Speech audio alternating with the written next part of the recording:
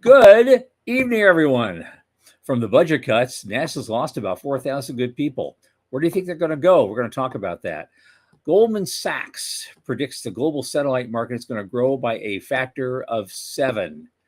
That's starting to get a little worrisome.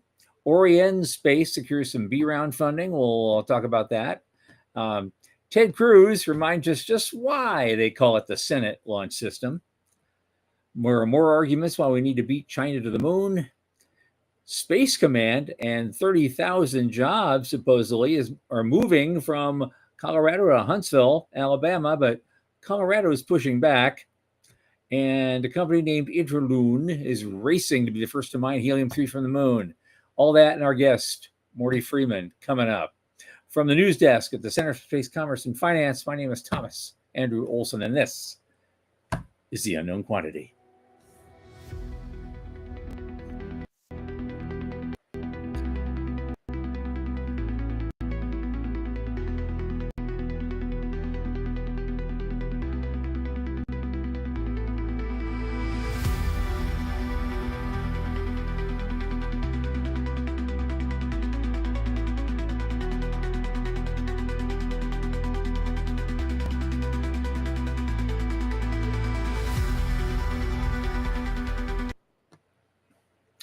And as you know, this program is brought to you by the Center for Space Commerce and Finance. And what do we do? Well, of course, as many of you should know by now, we champion and strengthen emerging space startups and space adjacent enterprises worldwide through advisory, access, and advocacy.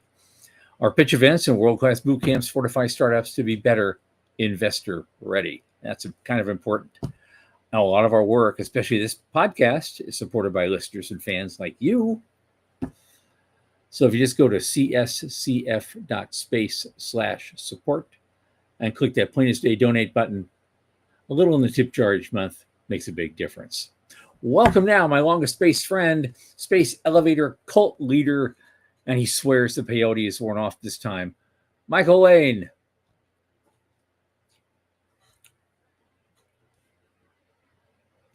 Maybe it didn't. There he is. Nothing's happening. Nothing's happening. Good. Okay, I said, I'm here. Nothing's happening. That's unusual. Usually all sorts of things are happening. I wasn't able to keep on. Yeah, no. How's things? How are you? What's going on? I'm okay. I'm getting ready for this big thing. I've got a huge most of next week. I've got this thing planned. I got a big marketing workshop that I'm doing, and it's followed up by a short conference immediately afterward. Same people, and so I'm pitching the center the whole time. Yeah. I'm going to be buried. Right. Yeah. So that's what's going on with me. Awesome. I just finished the last of my requirements. IAC right after that. Oh, good. Yeah, it's coming up. Well, SGC and IAC, both. I'll be talking about that a little bit later after the end of the news. But yeah. All righty. Tell me a little bit about SGC, just so we've got the... Oh, you want me to start with that first? Okay. Space Generation Advisory Council. They have 30,000 members around the world, but they also are doing a conference every year just prior to the International Astronautical Congress. And this year, of course, their Space Generation Congress is in Sydney, Australia. And actually, we are, the center is involved with them. We're going to be doing an elevator pitch competition on the 25th of September. And there's still room to apply if you're going to go there. If you're within the sound of my voice and you're going to Sydney for Space Generation Congress, and you want to make an elevator pitch and maybe win $1,000, because we're giving away at least 3 $1,000 cash prizes, no strings, like our micro grant program. And we're going to be doing that right there on the stage in front of everybody. So if you're thinking about going there, and you don't have to be a delegate to that conference to attend and to participate. So you just have to have the interesting space idea, business idea, and you have to be 35 or under, and that's it. And be present to win. So So I'm not see. I wish I could see the link on the side there. I'm not seeing anything, but the link. How do I read this out? It is. I'm getting it right. cscf.space/nsbpc-application. NS. Well, you click there, you just click on a link. So there it is. That's what I'm looking for. There the host, it is. Our host just put it up. For those Thank people you, that want to. I just want to have that for you. Yep. Okay. It's the CF, Center for Space Commerce and Finance Space. Yep. Yeah, we are. NSBPC, New Space Business Plan Competition - application. So that's it. Hard to pronounce. CSCF space / NSBPC - application. For all our friends rolls on right Spotify. off the tongue. Rolls right off the tongue. That's it. It just rolls off the tongue like everything else does. Yes, thanks so much. Okay. Yep. It's in the chat. Moving on. Moving on. We should start with some. Okay, so NASA budget cut 4,000 people. We have a link to this article. Where will they go? And so the White House space realignment disturbs a delicate ecosystem, they say. And so, and there's a lot of people kind of, well, they didn't leave early. I mean, they right in the very first of the article, this woman named Jennifer Mason said, I worked there for 36 years and I decided to retire. She probably wouldn't have, but she decided to retire because she feels that the current administration does not value science or federal employees at all. And there are, of course, thousands of people leaving right now, not just the U.S. Space Agency, but all over the place, as they're tied into NASA. But she was a technology manager for Gateway, and so and Gateway is up and down for in terms of funding. We're not sure how that's going to go, and so they're going through a riff. About 4,000 people have taken DRP offers, and so the question becomes, where do they go now that they're gone or leaving? Some will probably find jobs in private sector, aerospace, defense, or university research. They may move into other fields. They may retire early, but no one's quite sure what the breakdown is going to be or are willing to talk about it publicly. And one source said the good data is really actually hard to come by. And so that's interesting. Because I remember, I don't know what's going to happen in the private sector. I know years ago, not just, last week, but like maybe, 8-10 years ago, Elon Musk was saying, he wasn't going to hire former NASA guys that were, longer in the tooth. He just wasn't going to do it. He thought they were bringing old habits with them. And he was trying to really shake things up organizationally. Right. He's kind of famous for that. And I've talked to other industry people. They kind of tend to feel the same way because, if you look at Axiom, that deck is stacked very heavy of old NASA folks, retired NASA folks, and they're struggling, right? They've spent through a lot of money. We've reported on that 2 or 3 times that they've spent a lot of money. They haven't produced as much as private industry usually wants to produce. And so there is a real question about whether they fit in the industry. And this article comments about how industry is paying about half or 60% of what the federal government was paying. So, industry salaries. Yeah, they said that Quinn Space Foundation industry salaries were double the rest of the private sector economy. I'm sorry, I did. I said that backwards. Yeah, You're absolutely right. Industry salaries. Industry is paying double what the government is. Compared to average salary nationwide, it's not even the government. Right. It's just the private sector economy. Yeah. Space people are making a lot more money than the average Joe out there. Yeah. But there is 31K compared to 72. And so and that really also doubles the question: where are they going to go? Yeah, well, they're using a certain amount. In Washington State, we've got a guy who regularly tracks the job market here in the space sector, Stan Schull, and he just reported just 2 days ago, Washington State has 1,300 open job offers. Wow. Open offers at major corporations, major space companies.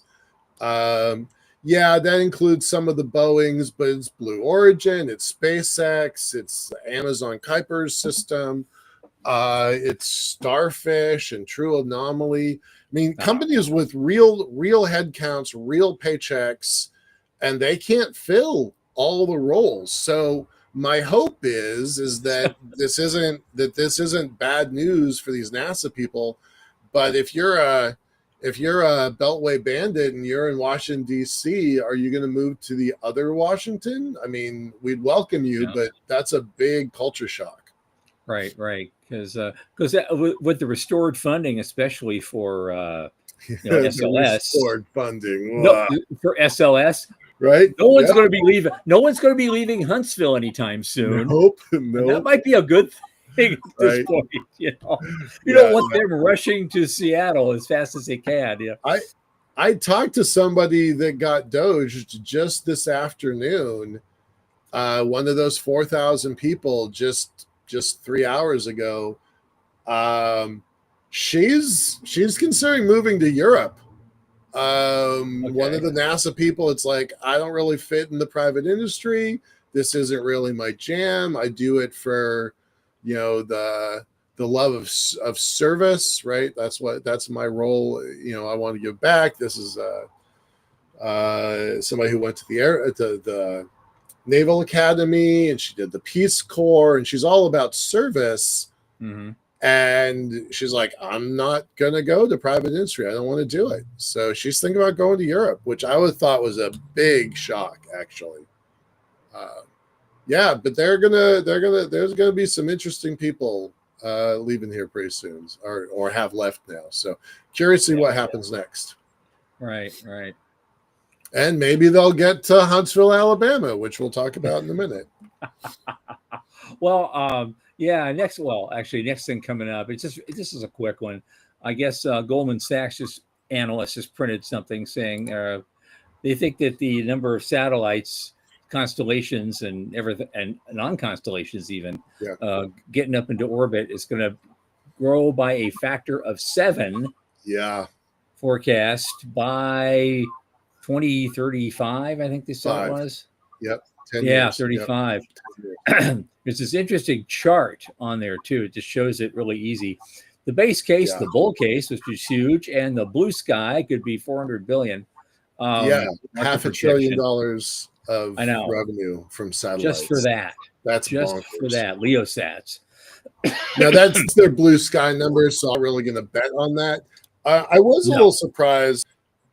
So this article came out actually March 5th, 2025. So I didn't see it until yesterday. Right. But I did actually make, there's 2 things in here that were really interesting to me. One, the industry has been talking about 40,000 satellites, and this one jumps it up by 13,000 more.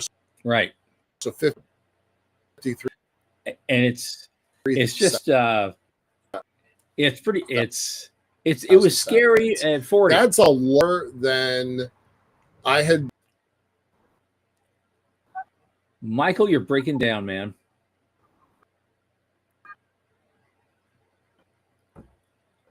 It was scary at 40. There's litigate your position. And so at the end of this article, they said something I thought was particularly interesting, that 3 different Chinese mega constellations of 10,000 or more satellites, 3 different constellations of 10,000 or more mega constellations, and that they want to win this by just submitting applications to the ITU, International Telecommunications Union, as claiming position and bandwidth and spectrum, and that felt a little bit like lawfare. It did, but yeah, that's 3 separate constellations coming out of China itself, which I was very surprised at. Yeah. Well, let's move. Speaking of China, the next thing coming up, Yep. I didn't realize until I looked at it again.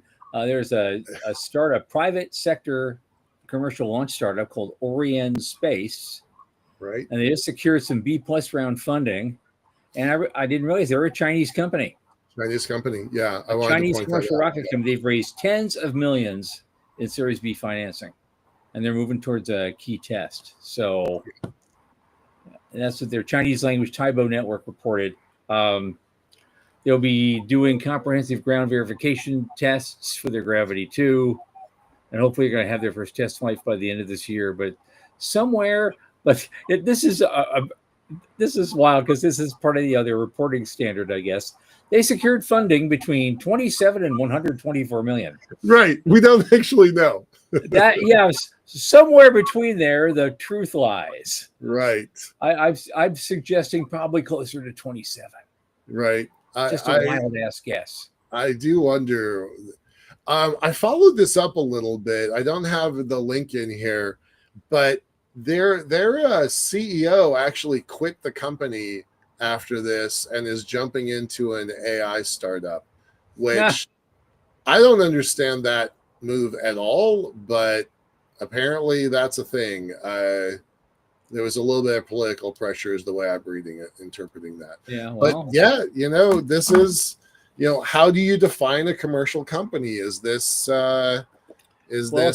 state sponsorship? I mean, it looks like state sponsorship. Yeah, I understand it. It's another form of fascism. It's whatever you call it, state supported this. They will have, if not a political officer, probably just more like a couple of representatives of Xi's government will be on their board of directors. Right, absolutely. Their board of advisors, watching everything very carefully. So how different is that of our administration taking 10% of Intel in exchange for an $11 billion grant, which was approved during the prior administration? Well, you know what, Michael? Where's that line? You're going to have to ask the other shareholders of Intel what they think about that. Right. And they should be asking their senior management, what the F are you thinking? What the F are you thinking? There's nothing under the law or any executive orders that requires this. No. I'm sure under the law in China, this is what has to happen. Right. So but not here. Where's the line? The line is there is a line. It's still a private company. It's still, a state. No, I'm not talking about Intel. I totally agree with you 100%. Yeah. There's a line there. But at what point does one thing officially become a state-sponsored, state-supported organization versus, taking equity in exchange for a government grant? It's all about. In the Intel case, Trump just put it there outright. They're getting 75% of their income. No, that was Lockheed Martin. That was Lockheed Martin. That was Lockheed Martin. 97% of their income was from the government. So what the hell, right? Yeah, that actually makes a twisted sort of sense in a Keynesian kind of way, but. I didn't mean to bring up the whole can of worms that we talked about. Right. Let's go on. Let's move on. But I do think that the line between a government company and a company is surprisingly blurry. I didn't think we would be blurry. Yeah. All right. Let's spit. Well, here's another one that's a little blurry. Let's talk about Ted Cruz here for a second. Oh, Ted! I had to bring it up because the whole thing sounded so funny. Ted Cruz is fighting for all this stuff, but really, when you read between the lines, he reminds us why it's called the Senate Launch System. Right. hats Well, off what to he's Eric going to have Berger the for this ability to article. play videos. Right. Yeah. And because remember, the people who fought for this, Bill Nelson, Kay Bailey Hutchinson, and Richard Shelby, they retired, they failed to win re-election, but Bill Nelson ended up being NASA administrator for a while, so he made sure he got his way during that 4-year period. But now the new champion is Ted Cruz. And he seems an unlikely hero. But here he is. And he was the one who crafted the provision into the bill, which included that $10 billion in kind of refunding for those key programs, and undermined the White House's own space policy goals. Right. He's the one that rescued SLS a couple weeks ago. And so, but I guess that's his. I guess that's what it's about for him. He's made it clear obviously, for me, he's made it clear his priorities are to beat China back to the moon. Okay, we'll be talking about that in a minute too, but because it's the same topic. But there's and he said we're in a space race and not playing by the same rules. He obviously, I don't think he has he doesn't have the faith in the private sector yet. And so we'll just overspend with this NASA stuff that we've known how to do for 60 years, and hope that fills the bill. So I don't know. Well, it's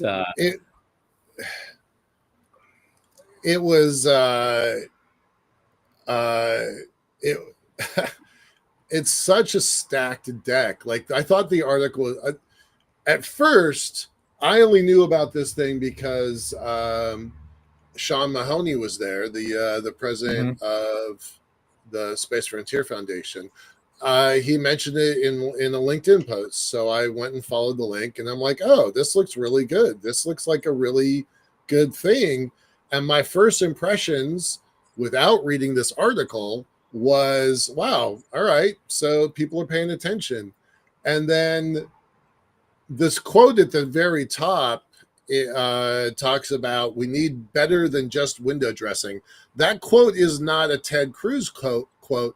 That quote is from Sean Mahoney at the very last paragraph, basically calling them out for watering down the vision of going and living on a sustainable moon. And so Mahoney wrote a long essay today about what was wrong with that hearing, and then also what we can kind of do better next time. But his quote at the bottom is brilliant. I'm going to read it. The topic of our country's strategy for competing for this new territory on the moon, not just for the first footprint, but for the longer term impact, is extremely important.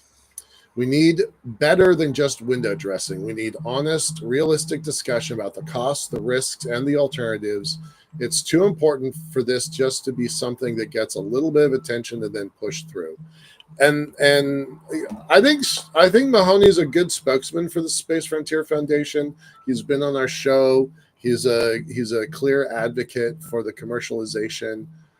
I have a lot of respect for one of the people up on that panel, General Shaw, retired 3-star General Shaw.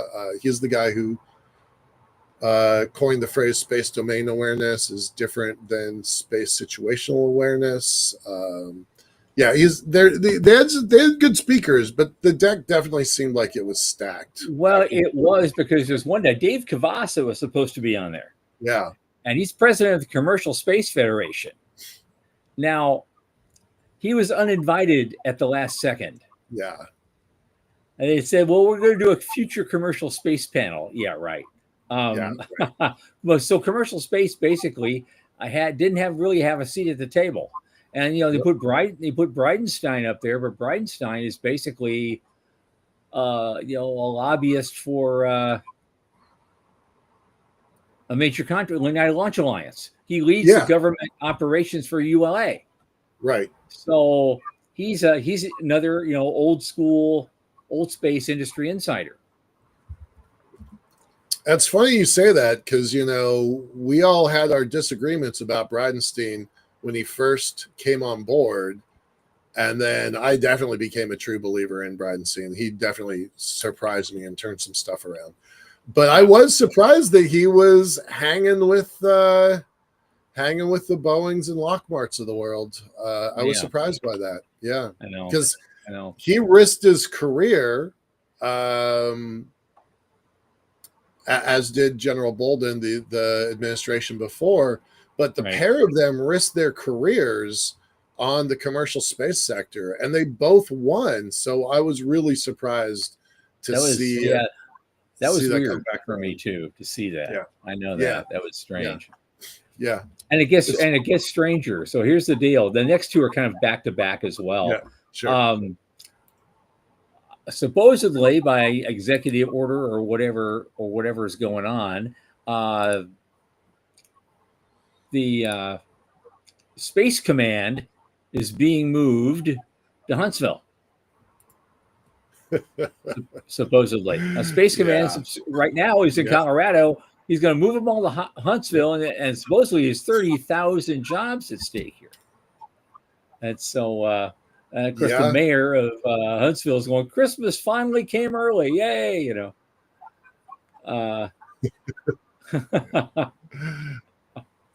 And it's going to take some time. I think it's really interesting. Go ahead. Yeah, it's going to take a little while to kind of move this. Go ahead. Well. Anyway, it's going to take a while, but they're experiencing 12 to 1,600 direct jobs and some bunch of 3,000 spin-off jobs and a whole bunch of other things. And so they go on and on and on. This article about how these relocations, people enjoy living there, and Huntsville's kind of fun. I didn't. I wasn't sure about going there. I went there last year for something else, and it was like, this is kind of a cool place. It's a good town. Yeah, it's a good town. So it's a good town. Yeah. It is a good town. Great school. UH is a great school. It's a great school. But Colorado. They're talking about buying real estate now. Yeah, Colorado's pissed. Right. Yeah. They're absolutely they're pissed. Talking about. Well, look, this was a political football from day one, and at first I was really skeptical of Alabama because it definitely felt like a political decision, and it's not supposed to be, but given the administration, how could it not be? And that was Trump won. That was Trump won. Given the administration, how could it not be? Because he's got a reputation for quid pro quo, tit for tat. Do something for me, I'll do something for you. He's very transactional. He's very transparent about being transactional. So it seemed like this was a transaction, and I was very against it in the beginning. And then I talked to, remember how we've talked about blue versus brown on this show about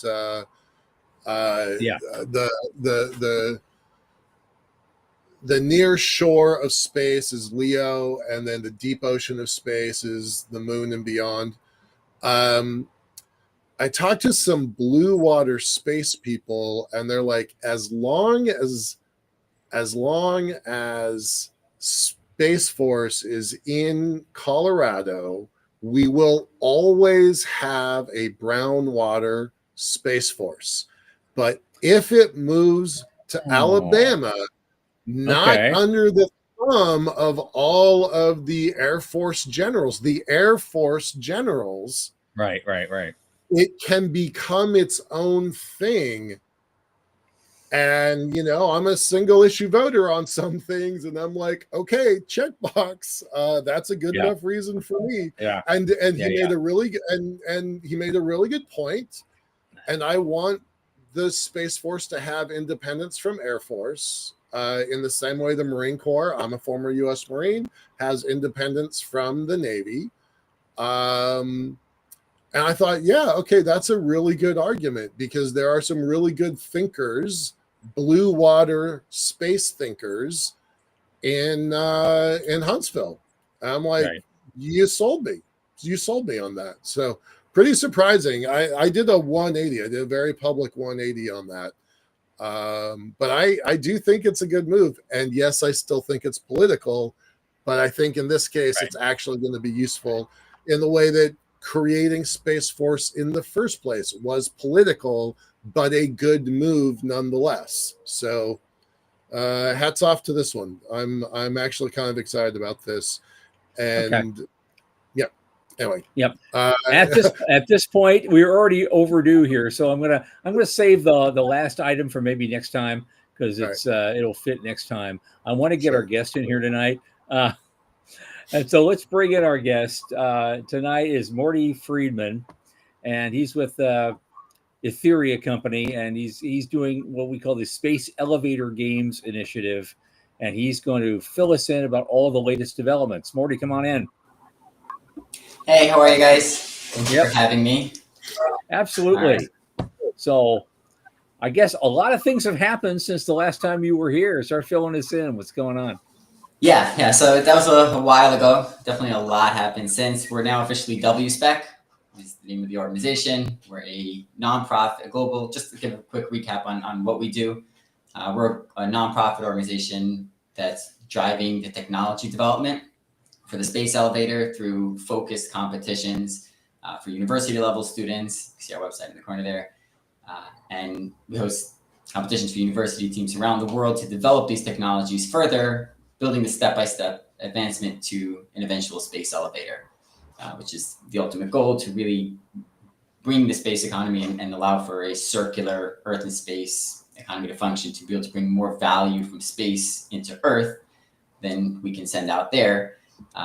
We ultimately need a space elevator, and we understand that it's a long project, could be multi-generational, and doing it through competitions allows for us to get many different results, really figure out what's right, and allow for many different ideas to work all at once, and keep developing the concept further until we have the technology necessary to actually go and construct this. So a lot has happened since. Like I said, we're official. Now we're a real company. Growing. We've now a nice team, very talented people that are putting everything together, and we're launching the first. We had a table at the ISDC, which was our official launch. Mm-hmm. About that, we've also we're co-hosting the competitions in Japan in November, so we're actually going to be hosting the first competition in a few months as an organization. A lot happened. I guess we can get into it as we go, but yeah. Okay. Have you thought? I know there's a lot of things going on. Have you thought of a venue yet? Have you settled on that? So in Japan, we do have a venue that's the same venue as was last year for the competition coming up in November. For the U.S. competition, we haven't finalized on anything. Okay. For the few locations, we may split up. We are launching 2 competitions for next year. We may split them up, having the 2 locations. We put them as 1, but all still to be decided. So yeah. Okay. Now, I guess this thing is it is a competition, so I guess there'll be key events. Like a climber or some other kind of thing. You're going to have how many different events do you think you're going to have, and how do you judge things like that? Yeah. So the focus is to judge it. Just about judging is we need to judge it on facts. We can't judge it on opinion or anything, because it's very important that we make sure that it's an equal competition where anyone can win regardless of where they come from, and it has to do with what you develop and how good it actually is. And in terms of the competitions that we're launching right now, we're launching 2 competitions this year. We have the climber competition, where teams build robotic climbers to go up and down a vertical tether, which advances robotics. It's a very unique circumstance, allows for new spin-off technologies or more things to be developed around that, and also is simulating the key function of a space elevator, which opens up creativity and allows for new concepts around the idea as a whole to show themselves, right? We don't know what we don't know. So that's that competition. That has been going on. There's a history of that already happening. We have a lot of experience hosting that specific competition. And then next year, we're launching for the first time, it's WSpec, the power beaming competition, which is where teams design systems to beam power, which has applications here on Earth and obviously the space elevator. And the goal is to keep growing and increasing the technology level, and also increasing more categories within necessary technology for a space elevator Okay. to have that eventually. But a big focus for us as an organization functioning now is to make sure that the technology we develop has direct applications that can benefit people right now, because the timeline for the space elevator is unknown at the moment. So it's really important that we make sure that regardless of what happens with that, or regardless of how long it takes, technology can keep advancing and we're pushing things that really help the world. Yeah. Well, I'll be interested in seeing the the upgrades in the technologies that have been happening since then. I think the last time I saw something like this was the X Prize Cup that I attended down in New Mexico. What, 2006 or 7 it 2005, was? 2006, something like Yeah, that. somewhere Yeah. around there. And I definitely saw the climber competition with the smoke and mirrors. That was a lot of fun. And judging that was pretty easy. Did you make it to the top? Yeah, and did you get there first? Yeah, you win. You win. The other kind of stuff we don't know, but there's got to be. I mean, is there going to be kind of an expo flavor to it as well? Because I'm sure folks are probably going to wait if there's an improvement in material science, for example, for the ribbon itself. These kinds of things. We were talking about carbon nanotubes 15 years ago, and now we're talking about other stuff. So there's going to be a way to show that off and say, well, this is what's changed since days of yore. A previous generation did this. Here's what we're doing now. Yeah, the goal is definitely to have that, to turn this event into a real collaborative effort where we have different ideas from in a lot of different industries all coming together with this one goal, the one focus. And that's obviously, as we grow, that's a big part of how we function. We need to create more value as an organization than we consume to function. So it's important that for us to be sustainable in the long run as a separately run organization, that the things that we do through these competitions or through the development of these technologies can practically give real value to our sponsors, to our partners, and visible enough to get people interested. Yeah. So is there any, do you expect that of the folks, entering things into the competition, is this stuff investor ready yet? Is it worth it for investors? Since we were showing about money too in space, what should potential angel investors be showing up to this thing first time out? 100%. There have been already some spin-off technology, some companies that have been created with some of the Japanese competitions that have actually taken on. And obviously, you see with the X Prizes that you're at, the power beaming companies, that there definitely were spin-off technologies and companies that were created directly at the moment. But even more for investors. One of the companies that came out of the original Centennial Challenge competitions is now a giant multi-tens of millions in revenue a year, 40-50 person company up here in Seattle. So we know that tech translates into real world businesses, and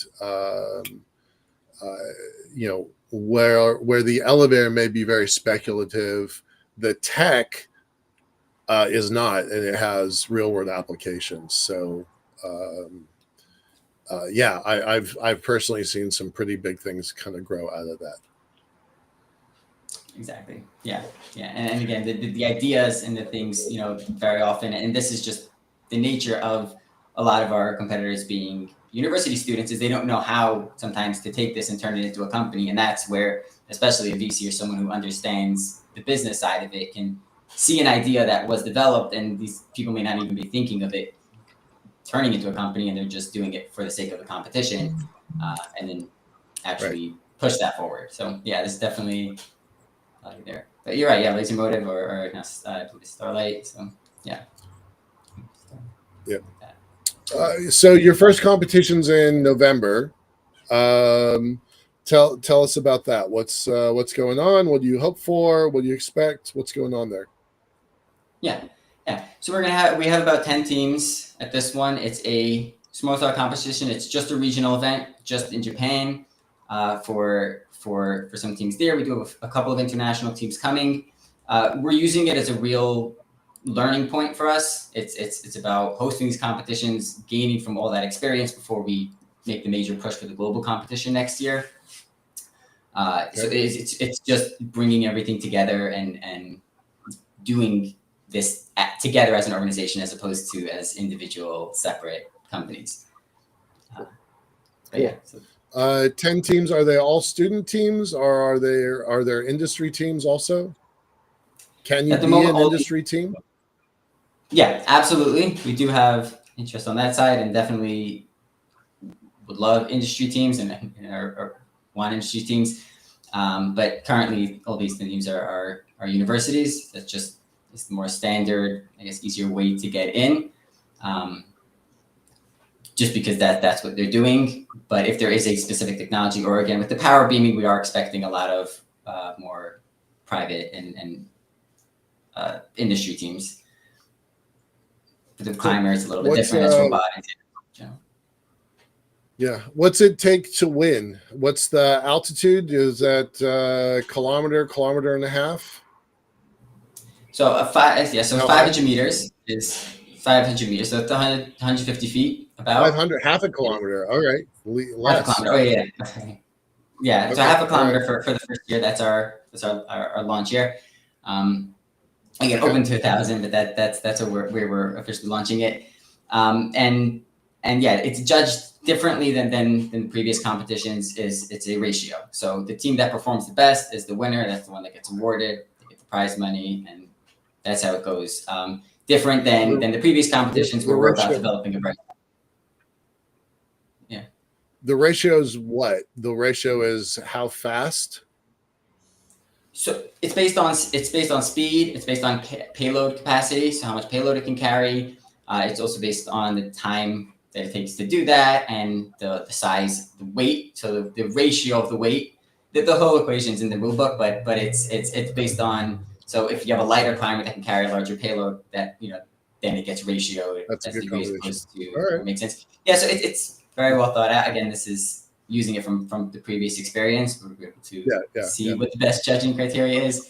But the goal is, as a competition, we're doing this continuously. We're not doing this to get a specific technology point. We're doing this to keep advancing this technology. And even once a space elevator exists, I'm sure we can always keep increasing and making it more efficient. So the technologies themselves will keep developing. So the way a competition works is that when one team has a breakthrough, everyone else goes beyond that, and that's basically scales up to technology level. So so year over year we're going to keep increasing, but as a judging criteria, right? So that best team is going to be the winner, but then next year they're just going to be the baseline, and then that just that's the starting point for next year. Yeah, basically, which is again why it makes it specifically go for that winner. Yeah.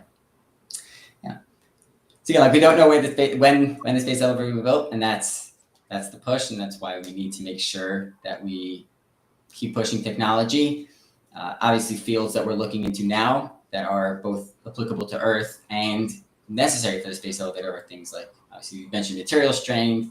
We also have motors, just motor development, in-space deployment, which is another one for tether deployment. I know there's some companies currently working on that, so that would be used, and again, super crucial for building an actual space elevator in the future. So our competitions are these global events. Tom, your balloons go up 30,000 feet? Oh, I mean our airships? They do have motors on them, so they're not balloons. Yes. Okay, not balloons. Good, important correction. Correction. Loon had that, and they got in trouble, so they couldn't make it. Yeah. No. Right. Our airships go up to an altitude of between 18 and 25 kilometers. All right. So 65 to 85,000 feet. All right. So we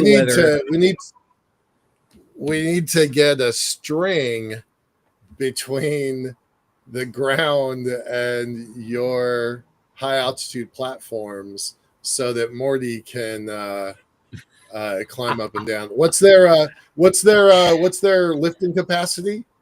I'm not joking. It's only 110 kilos. So So That's fine. we're pretty much full up.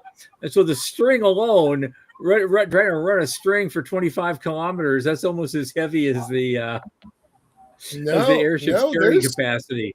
It has to fly independently.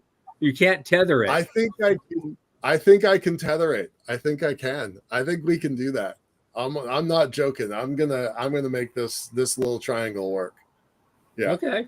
Yeah. All right. Yeah, and I also think, like, again, as we get more materials, as we develop that side of it too, you know, that we can definitely lift something up. And you have some kind of nano thread that's only, you know. I don't even think we don't even need to move into the exotics. I think you can do it with Kevlar, Spectra, and Dyneema. 3 different materials can probably do it. And I'm gonna do some math on this. When we come back here, when we come back on the show with the 3 of us, I'm gonna have an answer for that. And Sean, that materials tug of war is what they did during the Centennial Challenges competitions back in 2005 to 2009. There were some companies, or some student teams, no companies, I don't think. I have some of the very first carbon nanotube threads from those days. You can break it with your fingers. Just chick, you can just break it. They were very sooty. They were very impure, and they would break at the easiest level. But they did have tug of wars, and no one was really close to winning back in those days. But there are some exotic materials that are available now that are looking pretty good. But I don't think we need exotic materials to do this tether. Maybe, Tom, we don't quite go so high, but you know, 5, 6, 7 kilometers would be a game changer. So that's what I'm going to work on. Yeah. The reason we're at the altitude that we're at is because there's almost no wind up there. There's a layer of the atmosphere. There's almost no wind. And so it goes down to almost nothing. And we just aim the thing into whatever little wind is there. And that's what holds it in place. Yeah. Yeah. So that's super good. But you got to go up quite a ways to get there. Yeah. Yeah. Anyway, so where do you see this going, Morty? I know as part of your overall, the long term, the 50,000 foot view business model of this, trying to try to revitalize this thing, you know, that was started by, you're standing on the shoulders of a giant right there, and you're trying to revitalize. I was also standing on other giants. Yeah, well, we are, but the point, I guess, is to start driving that as to a technology development funnel kind of thing. And you're going to get investors in there, and you're going to get all sorts of new people with all sorts of new stuff in there, and use this as a driver for, you know, a lot more innovation. Yeah, 100%. So this is specifically focused on the space elevator and pushing it in a direction where we see innovation happening in all these industries independently, but there's nothing really pushing it. And so obviously pushing it toward a goal and allowing us to really see what works, doesn't work, and advance from there, we can lead ourselves to the best version of the space elevator. It's not just about building a Saturn V and just getting something up there. It's about making sure that when we put something up there, it's a great product and something that can really benefit everyone. So definitely that focus on the space elevator. Separately too, this is a model that we believe makes a lot of sense for projects of this scale, different than traditional R&D. It gives a lot of benefits for something that's multi-generational and on a large scale. So again, as this works, WSPEC could become an organization that pushes different technologies forward, also on this longer term scale. Again, this is the long ladder of growing ourselves. But one advantage that we have as competitions is we're functioning as a portfolio of bets. It's like venture capitalism, where you invest in an entire industry. If any of our companies become successful off of these technologies, what happens is, first of all, that raises up the whole competition, but it also proves that this kind of model works to develop stuff. Right. And you get some deal flow out of it. That would be a really good thing. And so, especially if you have technologies, especially in the area of energy and material science and a lot of things like that. It seems to me that there'd be a lot of spin out uses for those things, not just to build a space elevator, but all sorts of other things in the terrestrial tech economy that could make a lot of guys a lot of money either way. And so it seems to be a good way to go. You've given this huge pie in the sky. Yeah, let's go to the moon. Come on. But the people are showing up for building all this stuff because they like to see it happen too. But then somebody goes in and notices, hey, you could use this for this, and you can make a crap ton right now. And I'd like to write you a check and invest in you so you can do that. What do you think? And I still believe in your idea, but what do you think? Yeah. And so that's what you want to attract. Yeah. Exactly. That's exactly what we're building. Like I said, the heavy focus, we are functioning right now. We're not functioning when the space elevator is built, although we will hopefully function then too. But right now we need to make sure that we're developing technology that has benefits besides for just the eventual space elevator. Like I said, all the technologies that we're going to be pushing have to have real value, real value before the space elevator. Because again, we just can't predict that timeline, or we don't know for sure that timeline yet because of all this development. We're really creating a reason for this to just keep advancing toward this angle. But at the same time, because it's going to be developed by people in the world right now, by students or companies that are functioning currently, the advancements will be advancing whatever we currently have at that time, or whatever we currently have right now. So regardless of what the advancement is, it'll be pushing forward current technology. Now, the goal is that we're going to drive it in the direction of a space elevator. But yeah, ultimately technology is technology, and we'll learn by pushing this and seeing the results. Okay. All right. There's some wins that people aren't really. Oh, hang on. There's some. Everybody talks about the string, right? Because that's the obvious materials breakthrough. But you're going to find that you get breakthroughs in lubricants, sealants, filters, gripping surfaces. There's stuff that we completely take for granted that every car, every airplane, every hospital is dependent upon. You're going to get those kind of breakthroughs in this competition also. So everybody thinks the string is the answer. And yeah, the string is a really cool, I'll call it kind of a cool, sexy icon for this competition.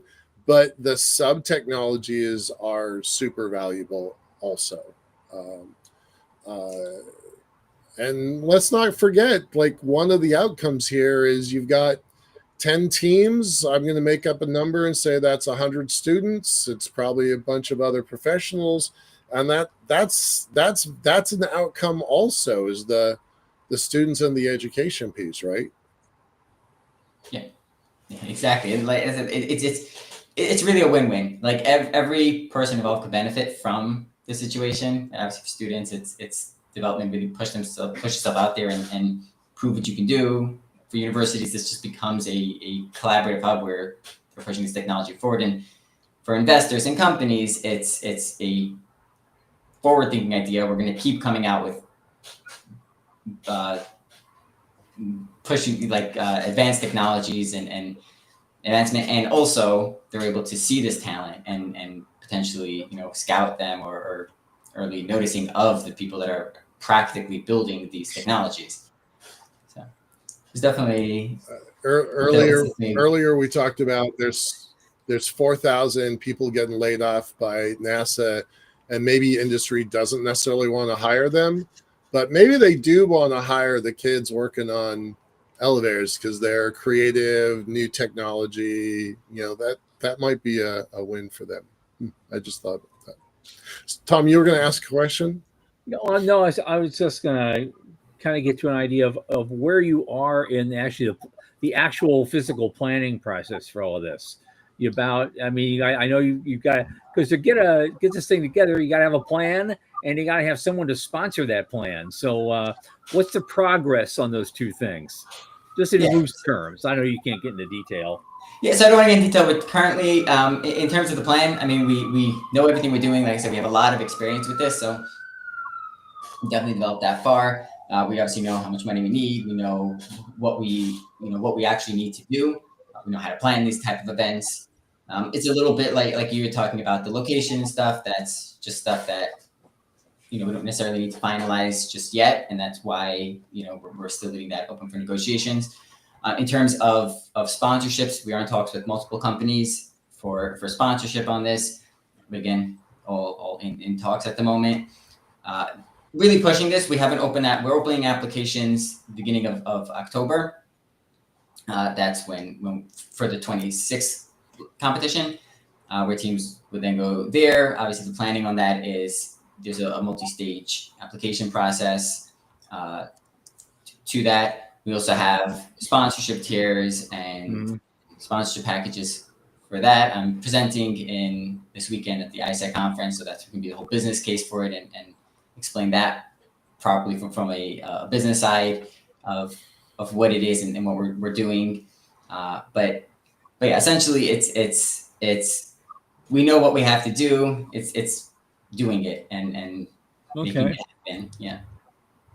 And just as an aside, stick around for a couple minutes after the show, because I might have a weird idea for a venue for you. It'll be a little tricky sell to this person, but I might have something. So let's talk about that, after the show. A few minutes left. Michael, what do you got? Anything more? Well, elevator guy, you should have 100 so let's dig into I've had a lot of time to talk to Mordy. Yeah. We see some things in exactly the same rose-colored glasses, and some things we're never going to agree on. But I still I really hope that he's right and I'm wrong. So there's some partnerships that you're working on that you've told me privately that I'm not going to out, but think about what you can say about those partnerships, because I think that they're important and I think they're useful, and everybody wins when you get those sorts of relationships going. So can you say anything about that, or is it too soon to tell? I don't want to, like I said, I don't want to stumble on anything. I see the deer in the headlights. There's a lot of stuff I'm very, very confident about, but just the general business rule, I try to not, until it's on paper, until we have not even a handshake. We have handshakes, and that's definitely, we're there. We just don't have, the legal documents written up or fully signed yet. Is the real part on a lot of this. So don't want to push names, but yeah, but I'm going through the same thing right now with something I'm working on. I can't talk about it until the ink is dry and the first check is cleared. So I get it. I get it. Yep. But really within the next. If you do want to follow the news, we'll end with the question. We'll end with the question we always ask, which is, what does 5 years look like, and what does 25 years look like? Pull out your crystal ball. Specifically about the space elevator. This, since that's something that we're pushing here, but stick with the competition. Just the competition. Okay. So in 5 years, I can see us. We've grown to hosting multiple regional events. I would say probably we're looking at adding about one category every 1 or 2 years. So I would say we probably have around 3 or 4 categories by then. In 5 years, over different things with, again, regional events and a global finalist competition with significantly more teams. I'd say around 100, 150 teams would be our aim by per competition by year 5. And then 25 years, I see us having developed many of the technologies to a final point where we can be very sure that this is what it's going to be like for the space elevator. And then even beginning that early construction of that. So maybe even scaling these WSPEC competitions to a new, increasing it and saying, okay, now we're going to work on space solar power or, Well, That's what the X Prize utilization did, something. right? The X Prize Foundation branched into a whole bunch of different topics, not just space stuff. So you guys are copying a very proven model, very Absolutely. successful. Absolutely. Cool. And on Nice that, job. we have to move. But Mordy Friedman from, what's it called again? Etheria Space. Thank you so much for being with us. We look forward to having you back again to cover this always interesting topic. Thank you. Thank you for having me, guys. Yep. Thanks. Okay. Next week on Monday, our guest will be Colleen McLeod Garner, who's a specialist in helping companies craft compelling go-to-market strategies, building strong customer narratives, and positioning their brands for relevance in the rapidly expanding and, dare I say, $625 billion space economy. As always, 8 p.m. Eastern. Also, next Thursday night, I will not be here because I will be at a 5-day marketing conference where I'm pitching the center right and left in Orlando. But Michael and Sean will be here, and our guest next Thursday will be none other than Rich Godwin, serial entrepreneur, investor, developer of alternative energy, and just an all-around good guy. He's a joy to talk to, and you'll love seeing him. So be there then too. And from the news desk at the Center for Space Commerce and Finance for Michael Lane and Sean Key, this is Thomas Andrew Olson. Keep watching the skies.